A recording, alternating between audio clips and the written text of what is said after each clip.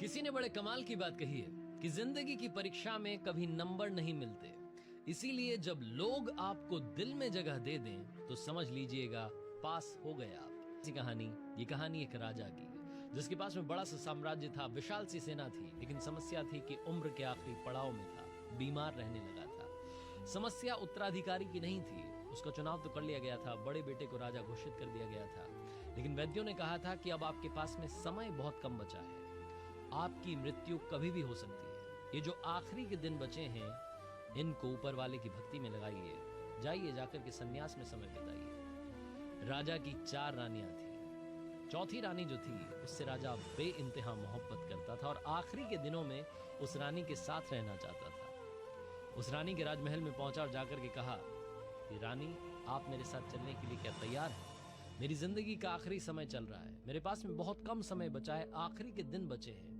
क्या आप मेरे साथ जंगल में चलेंगी तपस्या के लिए, सन्यास के लिए? उन आखिरी दिनों में मैं आपके साथ रहना चाहता हूँ। बहुत अच्छे से प्यार मोहब्बत से प्रपोज किया एक बार फिर से, लेकिन रानी ने साफ मना कर दिया और कहा कि अगर आपको यहाँ रहना है राजमहल में तो रहिए, वरना मैं आपके साथ नहीं चल सकता। राजा मायूस होकर के, उदास होकर के वहां से लौटा और अब बारी थी तीसरी रानी के राजमहल में जाने की। तीसरी रानी के कक्ष में पहुंचा, वहां जाकर के भी यही बात कही कि क्या आप मेरे साथ में सन्यास के दिनों में चलने के लिए तैयार हैं?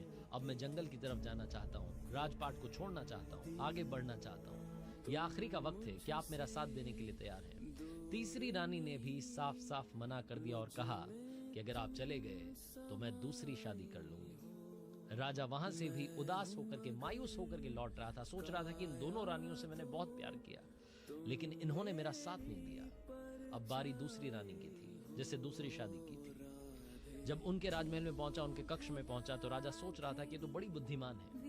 दरअसल वो जो रानी थी वो राजा के हर फैसले में मदद करती थी, उनको बताती थी कि ये गलत है, सही है, आपको ये करना चाहिए, करेक्शन करवाती थी, बहुत बुद्धिमान थी, हर पॉलिटिकल डिसीजन में राजा का साथ देती थी। दूसरी रानी के पास में बड़ी उम्मीद से गया और जाकर के कहा कि मैं आपसे प्यार करता हूँ, मोहब्बत बाकी है।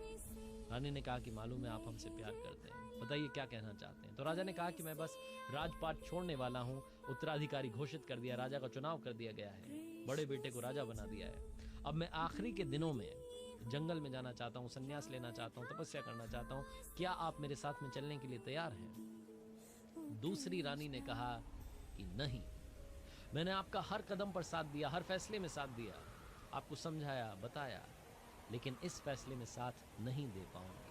हाँ, एक काम कर सकती हूँ, क्योंकि आपसे मोहब्बत करती हूँ, प्यार करती हूँ। जब आपका आखिरी वक्त आ जाएगा, आप इस दुनिया को छोड़ करके चले जाएंगे, तो आपका अंतिम संस्कार करवा दूंगी, फ्यूनरल करवा दूंगी, सारे अरेंजमेंट्स कर दूंगी, आप चिंता मत कीजिएगा, शाही अंदाज में आपको अलविदा किया जाएगा। दूसरी रानी जब ये कह रही थी, राजा मन ही मन रो रहा था कि क्या हो रहा है। दूसरी रानी ने भी मना कर दिया, उसका मुंह लटका हुआ था, उदास था। तभी अचानक से एक आवाज आई कि राजा साहब, मैं आपके साथ में चलने के लिए तैयार हूं, आप जहां कहेंगे वहां चलने के लिए तैयार हूं, अंतिम वक्त में आपका साथ देने के लिए तैयार हूं। राजा ने मुंह उठा करके देखा तो उस राजमहल के दरवाजे पर वो रानी खड़ी थी जिसके दरवाजे पर अभी तक ये गया नहीं था, जिससे जाकर के कहा नहीं था।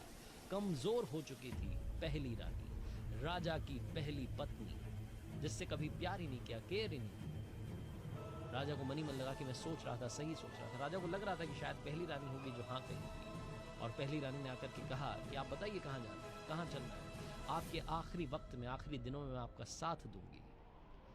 राजा माफी मांगने लगा, गिड़गिड़ाने लगा कि मैंने आपको बहुत सारा प्यार करना चाहिए था, लेकिन मैं आखिरी दिनों में आपको निग्लेक्ट कर रहा था, मैंने आपकी केयर नहीं की, आपसे प्यार नहीं किया। रानी ने माफ कर दिया और बोला कि चलिए, आप आपके आखिरी दिनों में आपके साथ चलने के लिए तैयार है। ये कहानी राजा और 4 रानियों की नहीं है, ये कहानी मेरी, आपकी, हम सब की। ये कहानी हम सब की है, क्योंकि ये राजा और रानी की कहानी नहीं है, ये 4 रानियों की कहानी है। चौथी रानी यानी कि आपका शरीर, आपकी बॉडी, जिसके बारे में आप बड़ा ख्याल रखते हैं, बड़ा सजा संवार करके रखते हैं, लेकिन ये आपका साथ नहीं देता। तीसरी रानी मटेरियलिस्टिक चीजें, मोबाइल, लैपटॉप, गाड़ी, बंगले, घड़ी, कपड़े, बहुत सारी चीजें जिनके बारे में हम दिन भर भागते रहते हैं, कोशिश करते रहते हैं उनको पाने की। लेकिन आप कहानी को याद कीजिए, उस तीसरी रानी ने कहा कि मैं दूसरी शादी कर लूंगी, मैं फिर से शादी कर लूंगी, यानी कि चीजें किसी और की हो जाएंगी, हमेशा आपकी नहीं रहने वाली। दूसरी रानी यानी कि आपका परिवार, आपके फ्रेंड्स। दूसरी रानी ने क्या कहा था? दूसरी रानी ने कहा था कि आपका अंतिम संस्कार करवा दूंगी, फ्यूनरल तक आपका साथ दे दूंगी, सारे अरेंजमेंट्स करवा दूंगी। जो आपके सगे संबंधी होते हैं, आपके लव्ड वंस होते हैं, चाह करके भी आपके साथ नहीं जा पाते, वो अंतिम संस्कार से ही, वो आखिरी जो प्रोसेस है जहां जलाया जाता है, दफनाया जाता है, वहां से वापस लौटना होता है, वो भी आपके साथ नहीं जा पाते। पहली पत्नी जिसका आपने कभी ध्यान नहीं रखा, कभी केयर नहीं किया, कभी प्यार नहीं किया, भूल गए क्योंकि आपको फ्री में मिली। फर्स्ट वाइफ यानी कि आपकी सोल, जिसका आपको सबसे ज्यादा ख्याल रखना था, जिसका आपने ख्याल नहीं रखा, वो हमेशा आपके साथ रहती है। जब आप जाएंगे आपके अंतिम पलों में भी आपके साथ चली जाएगी। लेकिन क्योंकि हमें फ्री में मिली, हमने कभी वैल्यू नहीं की। जो चीज़ इंसान को फ्री में मिलती है उसकी कभी कद्र नहीं करता है। हम ये सोच करके आएंगे तो हमारे साथ है, इसकी क्या कद्र करनी, क्या ख्याल रखना। आप देखिएगा अपनी लाइफ में जब भी आपने इंपॉर्टेंट डिसीजंस लिए थे, आपकी अंतरात्मा की जो आवाज़ है, आपकी जो सोल की आवाज़ है, उसने आपका साथ दिया। काफ़ी लोग कहते हैं कि मोटिवेशन की ज़रूरत होती है। रियल मोटिवेशन आपके अंदर से आता है। आपके अंदर से आवाज़ आती है कि कर दिखाओ कुछ ऐसा कि दुनिया करना चाहे आपके जैसा। वो आवाज़ आपको सुननी है। उस आवाज़ की, उस सोल की कद्र कीजिए, उससे मोहब्बत कीजिए, उसका ख्याल रखिए, मेडिटेशन की तरफ जाइए, थोड़ा सा ज़िंदगी में सुकून मिलेगा। ज़िंदगी में हमेशा ये यकीन मान के चलिए कि सबसे बड़ी हैप्पीनेस इंटरनल हैप्पीनेस होती है। वरना अमीर हमेशा मुस्कुरा रहे होते, कभी उदास ना